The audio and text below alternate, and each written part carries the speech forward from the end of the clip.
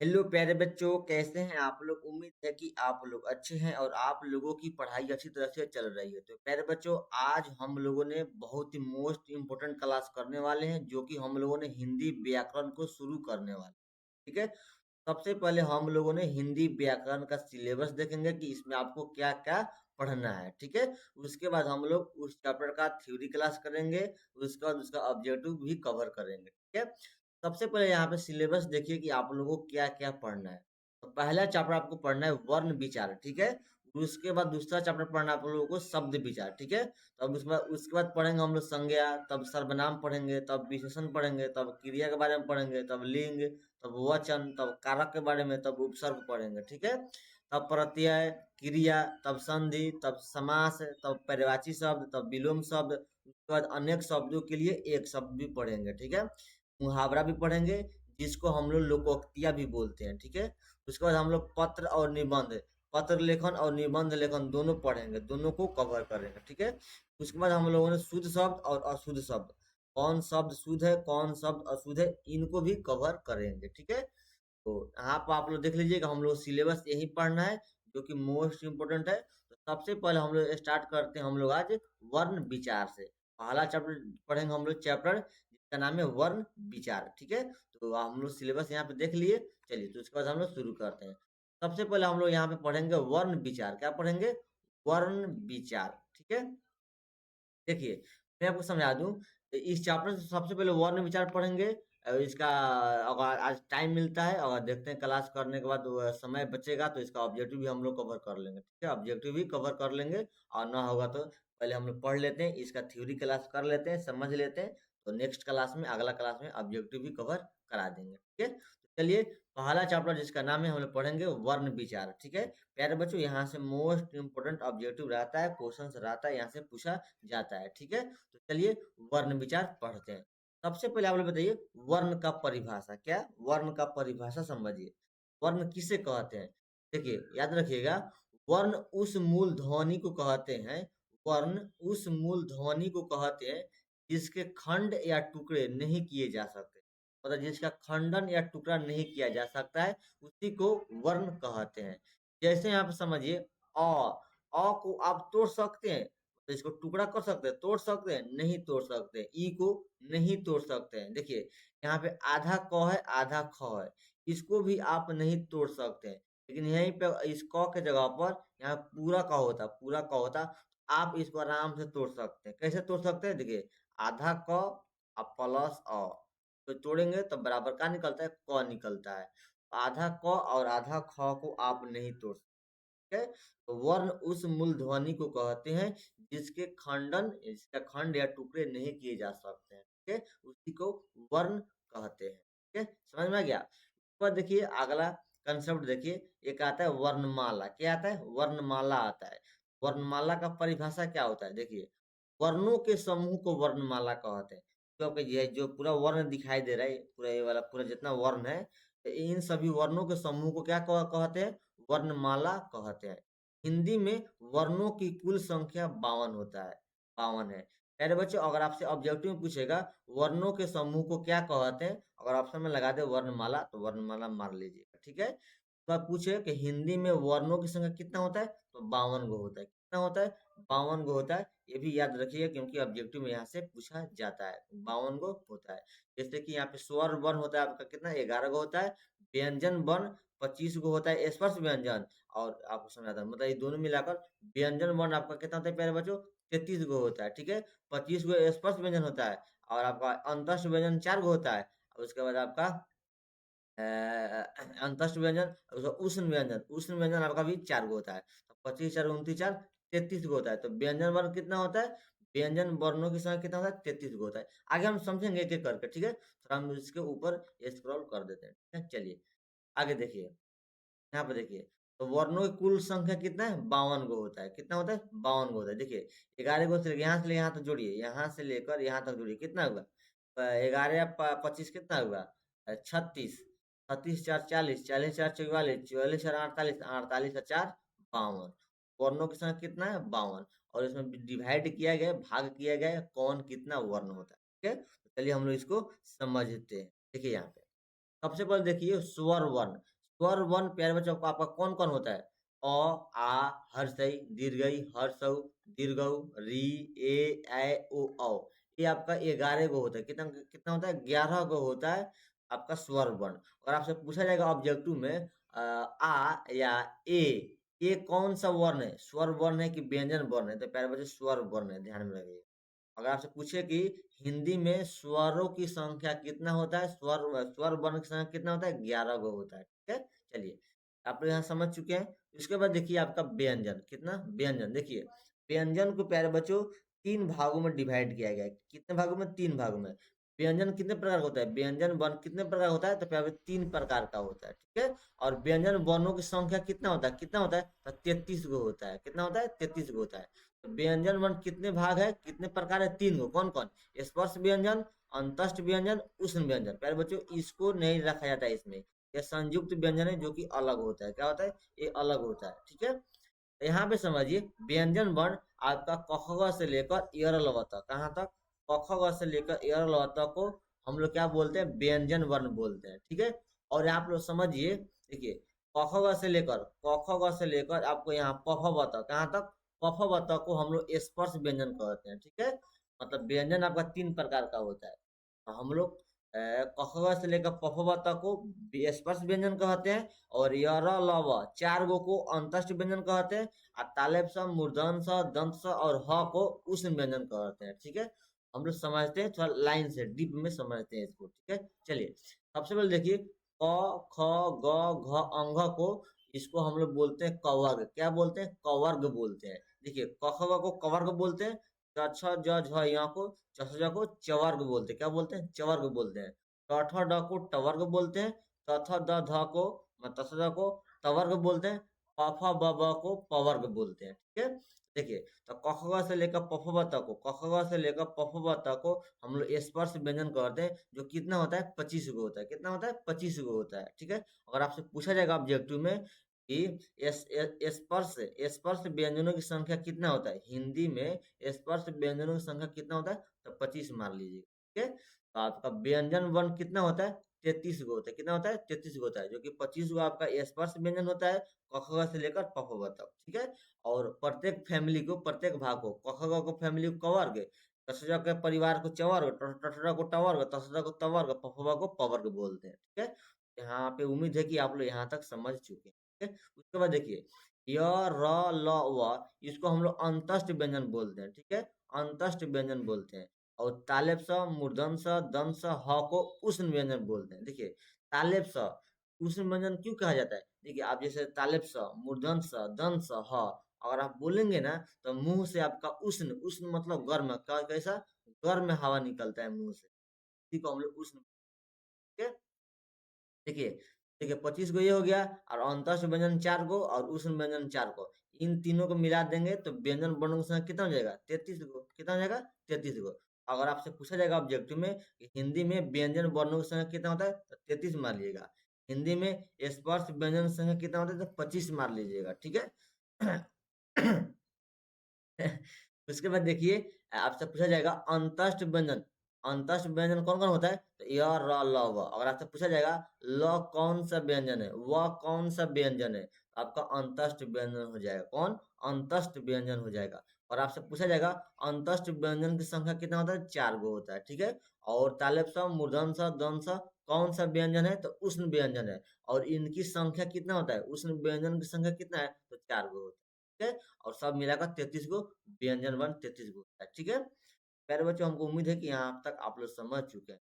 आप लोग बताइए कि स कौन सा व्यंजन है? तो प्यारे बच्चों उष्ण व्यंजन हो जाएगा। ठीक है, और आपसे पूछा जाएगा वह कौन सा व्यंजन है? तो अंतस्थ व्यंजन हो जाएगा। और आपसे पूछा जाएगा ध कौन सा व्यंजन है? कौन सा व्यंजन है? तो प्यारे बच्चों स्पर्श व्यंजन है। उम्मीद है कि आप लोग यहाँ तक समझ चुके हैं और याद भी हो चुका होगा। ठीक है, उसके बाद देखिए संयुक्त व्यंजन कौन? देखिए छ, त्र, स्र, ज्ञ, ये 4 गो आपका संयुक्त व्यंजन होता है, जो कि व्यंजन से अलग होता है, इसमें ये मिक्स नहीं रहता है। ठीक है प्यारे बच्चों, ये संयुक्त है। ठीक है, ये छ, त्र, स्र, ज्ञ यह संयुक्त है, तो ये मिक्स है। ठीक है, क्या है? मिक्स है, मतलब एक शब्द से नहीं बना हुआ है। ठीक है, देखिए छ कैसा बना है? क प्लस छ से बना है। त्र कैसा बना है? त प्लस र से, त प्लस र से बना है तरह, तरह स प्लस र से सरह बना है, इसीलिए संयुक्त है क्योंकि मिक्स है। क्या है प्यारे बच्चों? यह मिक्स है, इसलिए इसको अलग रखा गया है। ठीक है? जो इसकी संख्या कितना होता है? 4 गो होता है। कितना होता है? 4 होता है। आपसे पूछा जाएगा कि 6 कौन सा व्यंजन है? तो आपका संयुक्त व्यंजन है। ठीक है? जो कि इनकी संख्या कितना है? 4 गो। कितना है संख्या? 4 गो। हिंदी में संयुक्त व्यंजनों की संख्या कितनी है? 4 गो होता है। ठीक है? तो हो गया 4 गो। उसके बाद देखिए, एगो होता है, नहीं होता है, जैसे कि गाड़ी, गाड़ी लिखने में आपका इसका अड़ा का जरूरत पड़ता है। तो बाढ़, बाढ़ लिखने में इसका जरूरत पड़ता है। किसका? इसका जरूरत पड़ता है। पहले बच्चे ये दो गो होता है, जो कि इसको भी इसमें रखा गया, वर्णों की संख्या में ही रखा गया है, जो कि ये दो गो होता है। ठीक है? उम्मीद है कि समझ चुके हैं। उसके बाद देखिए, एगो अनुस्वार होता है। आ में देखिए, ओ औ अंग होता है, अंग देखो, तो इसमें आपका स्वर में शामिल नहीं होता है, वो अलग होता है, जिसको हम लोग अयोगवाह बोलते हैं। क्या बोलते हैं? अयोगवाह बोलते हैं। ठीक है? जैसे अनुस्वार, अनुस्वार एगो विसर्ग। क्या है? एगो अनुस्वार है, एगो विसर्ग है, क्योंकि यह आपका क्या है? अयोगवाह है, मतलब जो कि एक संबोध करता है, अयोगवाह का संबोध करता है। ये भी आपका कितना होता है? दो गो होता है। कितना होता है? जैसे अंगूर, अंगूर लिखने में। ठीक है? जैसे रंग लिखने में अनुस्वार को होता है, अनुस्वार रंग लिखने में। विसर्ग में क्या होता है? पूर्णतः। क्या लिखते हैं? पूर्णतः लिखते हैं, पूर्णतः। क्या लिखते हैं? अतः लिखते हैं, अतः। अतः तो ये क्या है? आपका विसर्ग होता है। ठीक है? ये आपका अयोगा होता है, जो कि दो गो होता है। ये बताइए कि हिंदी में कुल वर्णों की संख्या कितना है? तो प्यारे बच्चे 52 गो। कौन कौन? 11 गो ये है, 25 गो आपका स्पर्श व्यंजन है, मतलब 11 गो आपका स्वर है, और 25 गो स्पर्श व्यंजन है, और आपका अंतस्थ व्यंजन 4 गो है। उसका आपका उष्ण व्यंजन 4 गो है, और संयुक्त व्यंजन 4 गो है। आपका ये वाला आपका ढ़ आपका 2 गो है, और आपका अनुस्वार और विसर्ग 2 गो है। सभी को सभी जोड़ देंगे तो आपका प्यारे बच्चे कितना आ जाएगा? 52 गो आ जाएगा। ठीक है? उम्मीद है कि आप लोग यहाँ तक समझ चुके हैं प्यारे बच्चों। अच्छा लगे तो अभी लाइक कर दीजिए, चैनल पर नए होंगे तो सब्सक्राइब जरूर कर दीजिए। ठीक है? चलिए, उसके बाद हम लोग आगे बढ़ते हैं। मैं आपको बता दूं प्यारे बच्चों की, अगर आप लोगों को पीडीएफ नोट चाहिए तो इस नंबर, मेरे नंबर पर कांटेक्ट कर सकते हैं। ठीक है? वहाँ पे व्हाट्सएप पर मैसेज कर लीजिएगा, व्हाट्सएप पर मैसेज कर लीजिएगा, वहाँ पे आपको पीडीएफ नोट्स टेलीग्राम ग्रुप में जोड़ दिया जाएगा। ठीक है? चलिए, उसके बाद देखिए, आपके सामने हम लोग पढ़ेंगे। अब वर्ण हो गया, स्वर वर्ण, व्यंजन वर्ण हो गया। अब हम लोग थोड़ा इसका प्रकार को डिटेल से समझ लेते हैं, जो कि आपका वर्ण का प्रकार पढ़ेंगे, भेद पढ़ेंगे, और उसका डिटेल में समझ लेते हैं। ठीक है? तो सबसे पहला अगला कॉन्सेप्ट देखिए, वर्णों के प्रकार। बताइए वर्ण कितने प्रकार का होता है? तो प्यारे बच्चों, आपका वर्ण के दो प्रकार होते हैं। कौन कौन होते हैं? एक होता है स्वर वर्ण, एक होता है व्यंजन वर्ण। आपसे पूछा जाएगा वो ऑब्जेक्टिव में कि वर्णों के कितने प्रकार होते हैं? वर्ण के कितने प्रकार होते हैं? तो दो प्रकार होते हैं। कौन कौन? एक होता है स्वर वर्ण, एक होता है व्यंजन वर्ण। ठीक है? तो हम लोग वर्ण का दो प्रकार है। अब हम एक एक करके सबसे पहले स्वर वर्ण को पढ़ते हैं। ठीक है? स्वर वर्ण को समझते हैं। ठीक है? तो पहला वर्ण कौन है? आपका स्वर वर्ण। स्वर वर्ण का परिभाषा क्या होता है? याद रखिएगा, स्वर देखिए यहाँ पे थोड़ा फ्रेश, स्वर उन वर्णों को कहते हैं जिनका उच्चारण किसी दूसरे वर्ण की सहायता के बिना, मतलब किसी भी वर्ण की सहायता नहीं लिया जाता है, नहीं लिया जाता है, उसी को हम लोग क्या बोलते हैं? उसको हम लोग स्वर वर्ण बोलते हैं। स्वर उन वर्णों का को कहते हैं जिनका उच्चारण किसी दूसरे वर्ण की सहायता के बिना हो जाता है। इसमें कोई भी दूसरा वर्ण की सहायता नहीं लिया जाता है स्वर वर्ण में। ठीक है? उसी को हम लोग स्वर वर्ण कहते हैं। इसके उच्चारण में कंठ तालु का उपयोग होता है, मतलब ये स्वर वर्ण के उच्चारण में मैक्सिमम, अधिकतम कंठ तालु का उपयोग होता है, जीभ ओठ का नहीं होता। ठीक है? जीभ ओठ का नहीं होता है। चलिए देखिए, यहाँ पे देखिए, तो आप समझ चुके हैं। देखिए, जैसे कि अगर देखो स्वर वर्ण का देखेंगे एग्जाम्पल, अ, आ, बताइए, अ में कोई दूसरा वर्ण है? कोई वर्ण नहीं है, सिर्फ वो अ का अ है, इसमें सिर्फ स्वर वर्ण है। ठीक है? और अगर यहीं पर आपको बोल दे क कौन सा वर्ण है? तो प्यारे बच्चों, क आपका व्यंजन वर्ण है, जो कि हम लोग आगे समझेंगे।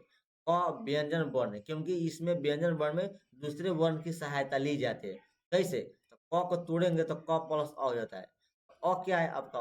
क्या है? तो आपका स्वर वर्ण है। ठीक है? तो व्यंजन वर्ण हम लोग समझेंगे आगे, लेकिन स्वर वर्ण में किसी दूसरे वर्ण के बिना, सहायता के बिना, कोई वर्ण की सहायता नहीं लिया जाता है। ठीक है? समझ आ चुका? चलिए, और आपका स्वर वर्ण के कितने प्रकार होता है? यह दो प्रकार के होते हैं, स्वर वर्ण आपका दो प्रकार के होते हैं। कौन कौन? एक मूल स्वर होता है, एक संयुक्त स्वर होता है। मूल स्वर कौन कौन होता है? देखिए, अ, आ, हर्ष ई, दीर्घ ई, हर्ष ऊ, दीर्घ ऊ, री, ए, ओ। मतलब ये आपका मूल स्वर है। मूल स्वर मतलब सिंपल स्वर है। क्या है? सिंपल स्वर है। इसमें दूसरा स्वर मिक्स नहीं है। इसमें दूसरा स्वर इसमें नहीं है। लेकिन संयुक्त स्वर मतलब क्या हुआ? मिक्स है। इसमें दूसरा भी स्वर है। मतलब मूल स्वर मतलब सिर्फ अकेला स्वर है। इसमें आ में कोई दूसरा स्वर है? नहीं है। लेकिन देखिए ए, अगर ए देखेंगे, मूल स्वर में कोई स्वर दूसरा नहीं है, लेकिन संयुक्त स्वर में है। कैसे? देखिए, यहाँ पे देखिए ए, अगर आप ए को तोड़ेंगे, अ प्लस ए देखिए, अ भी स्वर है, अ भी स्वर है, मतलब दोनों स्वर है। इसमें दोनों स्वर है, लेकिन दो स्वर मिक्स है। इसमें दो स्वर मिक्स है ए में। ठीक है, देखिए औ, देखिए अ प्लस ओ, अ प्लस ओ को जोड़ेंगे तो औ बनता है। तो औ में आपका दो स्वर है, इसलिए उसको क्या बोलते हैं हम लोग? संयुक्त स्वर बोलते हैं। ठीक है, उम्मीद है कि आप लोग मूल स्वर और संयुक्त स्वर समझ चुके हैं। मूल स्वर जो सिंपल स्वर होता है, संयुक्त स्वर में मिक्सिंग होता है, दो स्वर होता है। देखिए अ ए, दो स्वर हो गया। ठीक है, चलिए उसके बाद देखिए, आपके नोट में याद रखिएगा, मूल स्वर को दो प्रकार है। मतलब जो आपका मूल स्वर है, पहला स्वर, इसका भी दो गो प्रकार है, जो कि हम लोग बोलते हैं हर्ष स्वर, एक होता है दीर्घ स्वर। क्या होता है? हर्ष और दीर्घ दो गो होता है, मूल स्वर के प्रकार होता है। ठीक है, समझिए। देखिए, अब समझिए कि हर्ष स्वर क्या क्या है। हर्ष स्वर उसको कहते हैं क्योंकि इसके उच्चारण में कम समय लगता है। हर्ष स्वर में देखिए, अ, हर्षई, देखिए हर्स्व, हर्षई, हर्षऊ, री, देखिए इसको बोलने में, इसका उच्चारण करने में कम समय लगता है।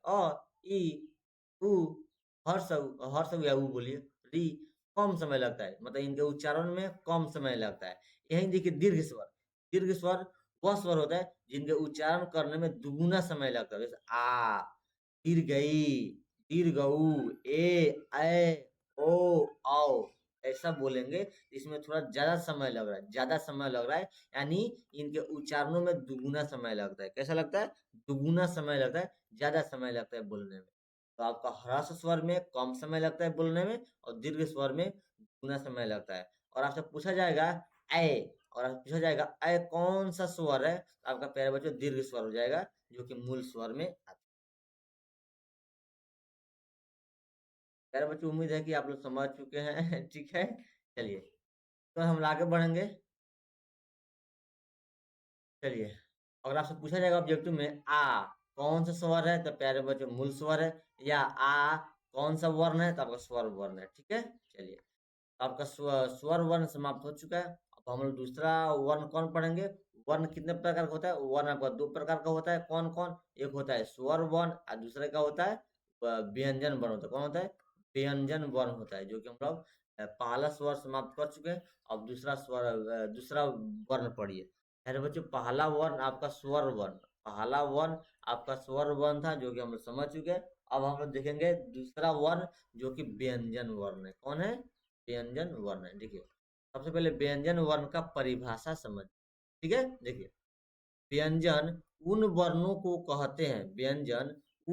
को कहते हैं जिनके उच्चारण में स्वर वर्णों का सहायता ली जाती है। व्यंजन, यहाँ पे आधा ब होगा। ठीक है, व्यंजन उन वर्णों को कहते हैं जिनके उच्चारण में स्वर वर्ण, किसका? स्वर वर्ण की सहायता ली जाती है तो जाती है, उसी को व्यंजन वर्ण कहते हैं। जैसे हम देखिए क, अगर आप क को तोड़ेंगे तो आधा क प्लस अ। देखिए अ क्या आपका? अ आपका स्वर वर्ण है, तो स्वर वर्ण की सहायता ली जाती है। तो क को क प्लस अ, तो इसमें स्वर वर्ण की सहायता है, तो क आपका क्या हो जाएगा? व्यंजन वर्ण हो जाएगा। ख देखिए, ख को तोड़ेंगे तो ख प्लस अ क्या होगा? ख प्लस अ बराबर पूरा ख, तो क्या हो जाएगा? ये भी आपका अब व्यंजन वर्ण है, जो कि आप अ क्या है? अ आपका स्वर वर्ण है।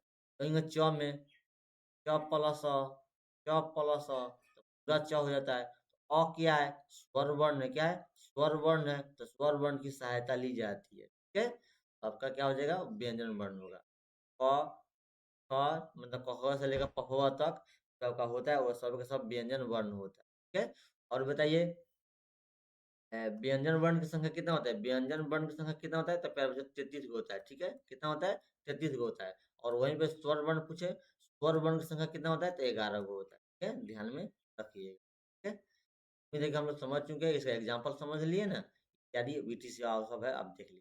ठीक है, उसके बाद देखिए व्यंजन वर्ण का प्रकार। तो यह 3 प्रकार के होते हैं। व्यंजन वर्ण आपका कितने प्रकार का होता है? 3 प्रकार का होता है। कौन कौन? स्पर्श व्यंजन, अंतस्थ व्यंजन, उष्ण व्यंजन। पहले बच्चे बताइए स्पर्श व्यंजन कौन कौन होता है? तो क ख ग से लेकर प फ ब तक को स्पर्श व्यंजन बोलते हैं, जिसकी संख्या कितना है? 25 गो है। स्पर्श व्यंजन की संख्या कितना है? 25। अंतस्थ व्यंजन कौन कौन होता है? य, र, ल, व, 4 गो। य, र, ल, व, 4 गो आपका क्या होता है? अंतस्थ व्यंजन होता है, जो कि इनकी संख्या कितना है? 4 गो है। ठीक है, उष्ण व्यंजन कौन होता है? तालेब स, मूर्धन स, दंत स, ह, ये आपका उष्ण व्यंजन है। उष्ण व्यंजन किसे कहते हैं? जिसमें जिसको बोलने पर मुंह से गर्म हवा निकले। ठीक है, और इसकी संख्या कितना? 4 गो होता है। ठीक है, और व्यंजन वर्ण की संख्या कितना होता है? कुल का 33 गो होता है। कौन कौन? देखिए स्पर्श व्यंजन 25 गो, अंतस्थ व्यंजन 4 गो। कितना हुआ? 25 4 29, और उष्ण व्यंजन 4 गो, तो 29 4 33। कितना हुआ?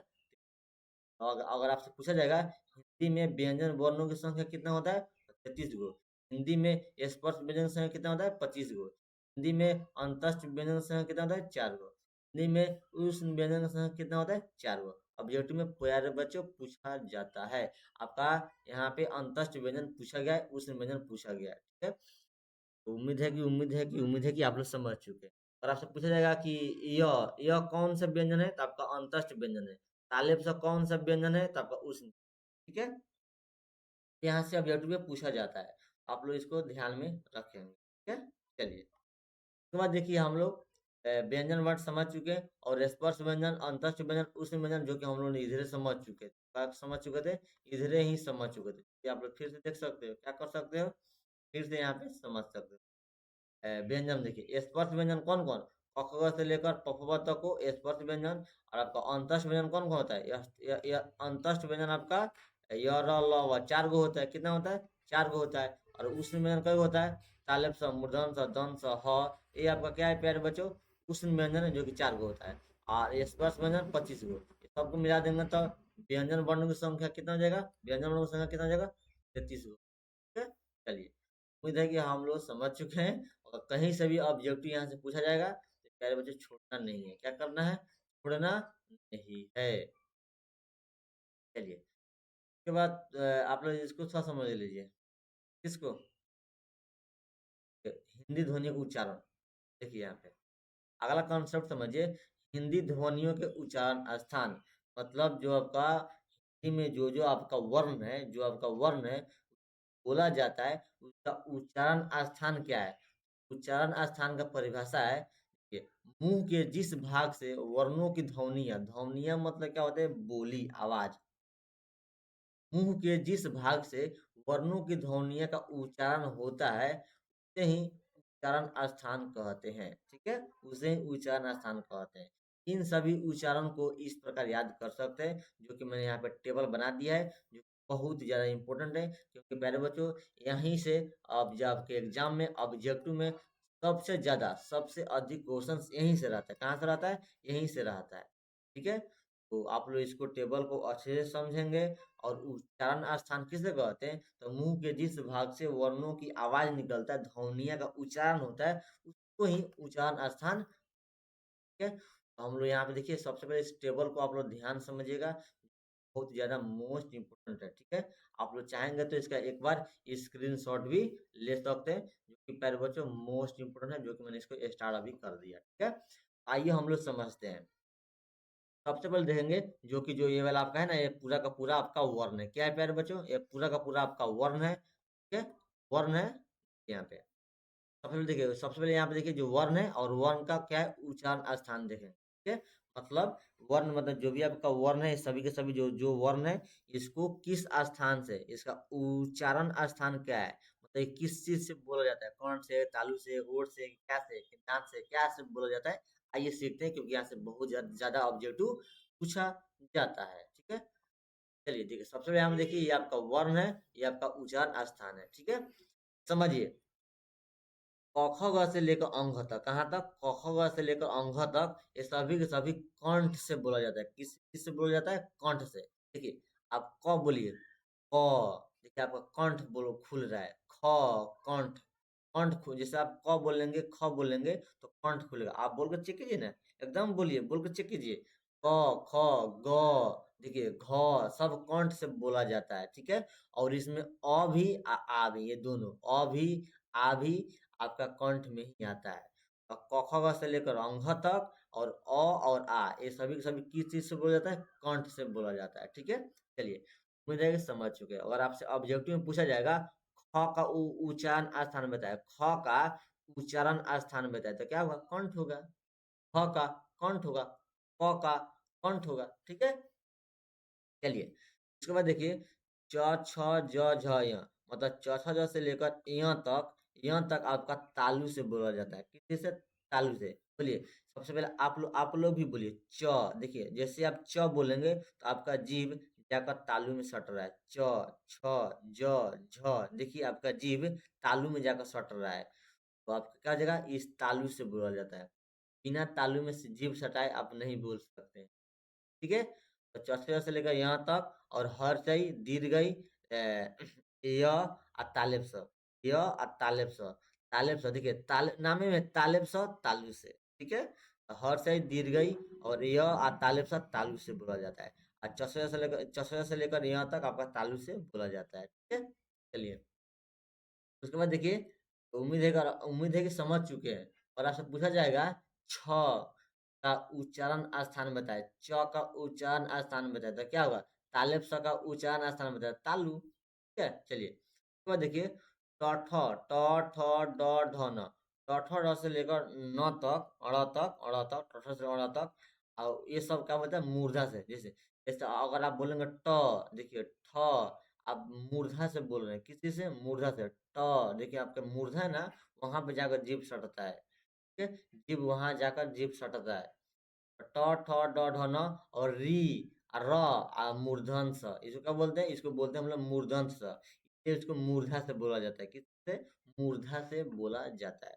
और ट, ठ, ड, ट, ठ, ट, ठ, ड से लेकर ड़ तक ये सभी के सभी मूर्धा से बोला जाता है। और आपसे पूछा जाएगा ड का उच्चारण स्थान क्या है? सब पूछा गया है। ड का उच्चारण स्थान क्या है? तो प्यारे बच्चे मूर्धा से। जब आप ड बोलेंगे तो आपका जीभ जाकर मूर्धा में सटता है।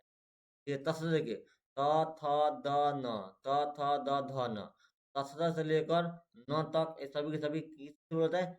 दंत से बोला जाता है। देखिए, बोलिए त, थ, द, देखिए आपका जीभ जाकर दंत में, मतलब दांत में सटेगा। त थ द बोलेंगे, त बोलिए या थ बोलिए या द बोलिए, आपका जीभ जाकर दांत में सटेगा। तो हम लोग क्या बोलते हैं? दंत से बोलते हैं। और इसी में ल और स, ल इसको इस सब को क्या बोलते हैं? दंत सब बोलते हैं। क्या बोलते हैं? दंत सब बोलते हैं। ये दांत से बोला जाता है। किसी से बोला जाता है? दांत से बोला जाता है, दंत से, ठीक है। तो थ से लेकर न तक और ल और स आपका दांत से बोला जाता है, इसलिए दंत। अब बोल के चाहिए ना दंत स, त, थ, देखिए आपका जीभ जाकर दांत में सट रहा है, ठीक है, तो दंत हो जाएगा। उसके बाद देखिए प फ ब, प फ ब भ म, प फ ब से लेकर म तक आपका किस चीज से बोला जाता है? ओठ से बोला जाता है, ओठ से। देखिए, बोलिए प, देखिए आपका दोनों ओठ सट रहा है, प। जब आप प बोलेंगे, आप फ बोलेंगे, आपका दोनों ओठ सटेगा। प, फ, ब, भ, म। देखिए, ये आपका ओठ से बोला जाएगा। और इसी में हर्षऊ दीर्घ, देखिए हर्षऊ दीर्घऊ, देखिए आपका ओठ गोल हो जा रहा है, हर्षऊ दीर्घऊ गोल हो जा रहा है। तो क्या होगा? ओठ होगा, ठीक है। उम्मीद है कि आप लोग समझ चुके हैं। अगर आपसे पूछा जाएगा फ का उच्चारण स्थान बताया, पूछा जाएगा हिंदी में फ का उच्चारण स्थान क्या होगा? अरे बच्चों, ओठ होगा, ठीक है। तो देखिए ए ऐ क्या है? ए ऐ, ये आपका कंठ तालु, देखिए ए ऐ, कभी आप ए ऐ बोलेंगे तो कंठ और तालु दोनों से बोल रहे हैं, तो आपका ए ऐ कंठ तालु से बोला जाता है, ठीक है। ओ औ, देखिए ओ औ, देखिए जैसे बोलेंगे ओ औ तो आपका ओठ भी खुलेगा और आपका आपका कंठ भी। ओ औ, आपका कंठ भी बोल रहा है और आपका ओठ भी खुल रहा है, आपका कंठोष्ठ हो जाएगा। कंठोष्ठ का मतलब है कंठ से और ओठ से, दोनों से, कंठ से भी और ओठ से भी, दोनों से। ओ औ कंठ और ओष्ठ दोनों से बोला जाता है। देखो एकलौता वह है, वह आपका एक ऐसा एकलौता वह है जो आपका दंतोष्ठ होता है, जो कि दांत और ओठ से, दांत और ओठ से दोनों से बोला जाता है, वह, सिर्फ वह, ठीक है। उसके बाद देखिए आप लोग अंग अण, य, न, टण, म, देखिए ये जितना आप बोल रहे हैं अड़ा या न म म, देखिए आपको नाक से बोल रहे हैं, किससे बोल रहे हैं, नाक से बोल रहे हैं, किससे, नाक से, इसलिए इसको नासिका बोला जाता है, क्या बोलते हैं, नासिका बोला जाता है। और आपसे पूछा जाएगा न, न का उच्चारण स्थान क्या है, तो प्यारे बच्चों नासिका हो जाएगा, और ऑप्शन में नासिका हो जाएगा, ठीक है। औसदा में न होता है, न औसदा में न होता है, लेकिन अगर उसमें दंत नहीं लगेगा, दोनों में से कोनो एक ऑप्शन, दोनों में से कोनो एक ऑप्शन लगाता है, ठीक है। और प्यारे बच्चों उम्मीद है कि आप लोग समझ चुके हैं, क्योंकि ये सभी के सभी नाक से बोला जाता है, ठीक है। आप लोग क्या करेंगे, इसका एक बार स्क्रीनशॉट ले लेंगे प्यारे बच्चों, बहुत ही मोस्ट इंपोर्टेंट है, क्योंकि यहीं से ज्यादा ऑब्जेक्टिव पूछा जाता है आपके एग्जाम में, ठीक है। देख लीजिए, क ख ग कंठ से, च छ ज तालु से, त थ द ट ठ ड मूर्धा से, त थ द दंत से, प फ ब ओठ से बोला जाता है। यहाँ तक याद कर लेंगे तो भी बहुत मोस्ट रहेगा, क्योंकि बहुत अच्छा रहेगा, यही ज्यादा रहता है, ठीक है। उम्मीद है कि आप लोग समझ चुके हैं, तो हम लोग आगे बढ़ते हैं, ठीक है। तो थोड़ा आप इसको समझ लीजिए, घोष वर्ण और अघोष वर्ण क्या होता है, ठीक है। देखिए पढ़ लीजिए, घोष वर्ण और अघोष वर्ण। घोष वर्ण का परिभाषा होता है, घोष वर्ण वे होते हैं जिनके उच्चारण करते समय सांस का उपयोग होता है। मतलब घोष वर्ण वैसा वर्ण है, और आप उसका उच्चारण करेंगे, उसको बोलेंगे तो सांस का उपयोग होता है, ठीक है। और इसमें सांस का उपयोग नहीं होता है। अघोष वर्ण वे वर्ण होते हैं जिनका उच्चारण करते समय सांस का उपयोग नहीं होता है। क्या होता है, नहीं होता है। जैसे देखिए, और याद रखिएगा, अघोष वर्ण, अघोष वर्ण में देखिए, कखवा से लेकर पफवा तक, कखवा पफवा, ठीक है। देखिए, पहला और दूसरा, क ख, पहला दूसरा, क छ, ट ठ, त थ, प फ, ये सभी सभी अघोष वर्ण होता है। देखिए, और आप यहाँ बोलेंगे क, क में आपका सांस फूल रहा है बोलने में, नहीं, ख सांस फूल रहा है, सांस का उपयोग हो रहा है, नहीं हो रहा है। च सांस का उपयोग नहीं हो रहा है। छ सांस का उपयोग नहीं हो रहा है। और वहीं पर आप बोलेंगे ग, ज, द, द, तो आपको यहाँ पे सांस, अधिकतम सांस का उपयोग हो रहा है, मतलब आपके मुंह से सांस निकलता है। ये घोष वर्ण, घोष वर्ण वे होते हैं बोलने से, उच्चारण करने से सांस का निकलता है, और घोष में नहीं निकलता है। ठीक है, अ मतलब क्या होता है, अ मतलब नहीं, क्या होता है, अ मतलब नहीं, तो मतलब सांस नहीं निकलता है, और घोष सांस निकलता है, सांस का उपयोग होता है।